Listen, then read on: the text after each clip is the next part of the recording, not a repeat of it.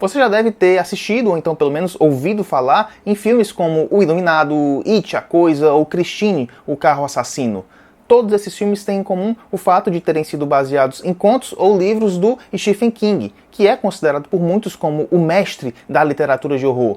Neste ano chega aos cinemas mais um filme baseado na obra do Stephen King, que é O Macaco, um filme que até inicia de certa forma divertido, mas que vai derrapar do meio para o fim, infelizmente. Mas antes de continuar, eu te peço para clicar no like e se inscrever nesse canal, porque isso acaba fazendo com que esse conteúdo chegue a cada vez mais pessoas e ajudando o meu trabalho também. Então clica no like, se inscreve, porque agora a gente vai para a sinopse e crítica de O Macaco. Um homem desconfia que vários acidentes e mortes bastante estranhos ocorrendo em uma cidade pequena do interior dos Estados Unidos têm a ver com um macaco de brinquedo que ele havia achado quando era criança junto do seu irmão nas coisas do pai e que nessa época, quando eles eram crianças, também havia levado a uma sequência de acontecimentos, de assassinatos bizarros, levando inclusive ao destroçamento da família desse rapaz e também levando os dois irmãos a enfrentar o tal do macaco. Por ser um conto, uma história curta do Stephen King, é curioso como tudo aqui inicia com um ar, com um tom meio oitentista. A gente vai de uma loja de brinquedos para a relação entre dois irmãos, um desses irmãos vai sofrer bullying na escola e do próprio irmão gêmeo, e esse irmão vai acabar querendo uma certa vingança de tudo aquilo, uma das crianças tem um interesse meio infantil, romântico na babá. São situações e detalhes que a gente já viu acontecer em algumas vezes em obras de terror dos anos 80. E tudo isso permeado pelo tom da comédia. A ideia de misturar a comédia com o terror me agrada. Recentemente, inclusive, a gente teve bons filmes que misturam o terror com a comédia, como O Segredo da Cabana, o próprio Megan, que é divertido. E filmes que misturam o terror com a comédia, de certa forma, eles permitem com que o espectador possa rir dos seus próprios medos, ou pelo menos se sentir confortável com aquelas situações de tensão. O diretor é o Osgood Perkins, que é o mesmo diretor de Longlegs, e aqui ele assume um lado completamente galhofa, como se não se quisesse levar a sério. Ele fala pra você, quase fala pra você, que não é pra levar esse filme a sério. Inclusive pela montagem, que diversas vezes interrompe a fala dos personagens no meio ou quase no finzinho para mostrar por meio de um corte seco a morte cruel de outro personagem que vai acontecer em outro momento. Aliás, a montagem aqui também é feita pela mesma dupla que montou o Longlegs. E existem cenas que a gente consegue perceber o esmero nessa montagem, que a gente sente a tensão aumentar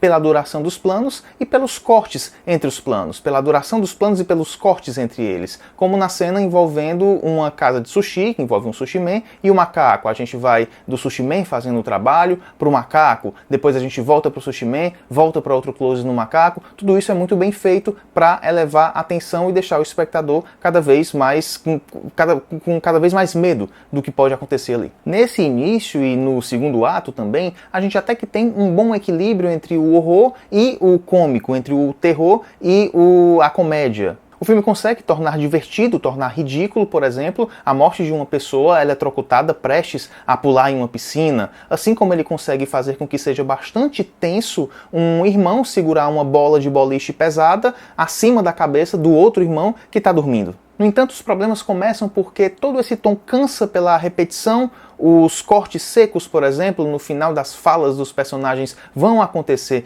diversas outras vezes, quanto pela falta de substância maior quando a gente pensa no desenvolvimento da trama. Leia-se, o drama, a motivação e o conflito daqueles personagens são pobremente trabalhados. O sofrimento pela ausência da mãe, por exemplo, não funciona em nada. E não é como se o filme não desse importância para isso porque, é uma comédia, a gente não estava atrás do drama. Não é isso. A gente percebe que o filme dá uma importância maior para essa ausência materna, principalmente no terceiro ato, quando isso vai exercer um papel significativo, e também em cenas como a do funeral, no qual a gente percebe que o filme dá uma desacelerada, muito provavelmente na intenção de criar um clima maior de pesar, de sofrimento, mas que não dá certo, não funciona. Não tem nenhum personagem aqui em Um Macaco com o qual o espectador vai se preocupar minimamente se ele vai morrer ou se ele vai sobreviver, porque todos os personagens aqui são de certa forma ou antipáticos ou bastante sem sal. E isso pode se dar por diversos motivos. A relação entre o protagonista, o Hall, e o filho dele é costurada de uma forma bastante estabanada, assim como o próprio fechamento da relação entre os irmãos gêmeos, o Hall e o Bill, em uma bagunça de tons que agoniza para dar certo,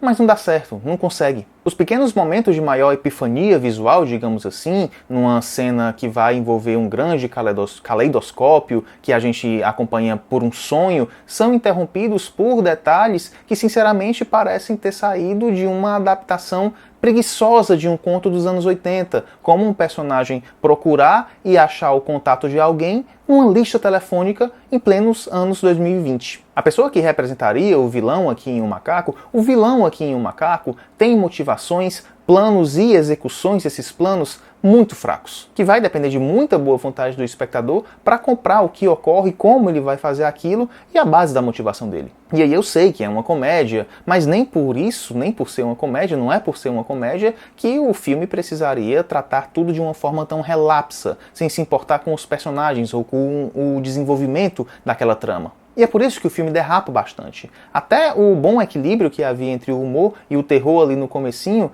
vai sofrer um descompasso terrível no terceiro ato, que acaba se transformando numa grande besteira de desenvolvimento quase infantil, bastante rasteiro. Então acaba que o filme perde muito da graça pela repetição de piadas e de recursos, não tem peso dramático algum pelas relações pobremente construídas e não é intrigante, não estimula o espectador a querer saber o que é que vem a seguir. Entre comicidade, terror, tensão ou drama, nada mais vai funcionar, o que vai relegar o filme ao status de facilmente esquecível.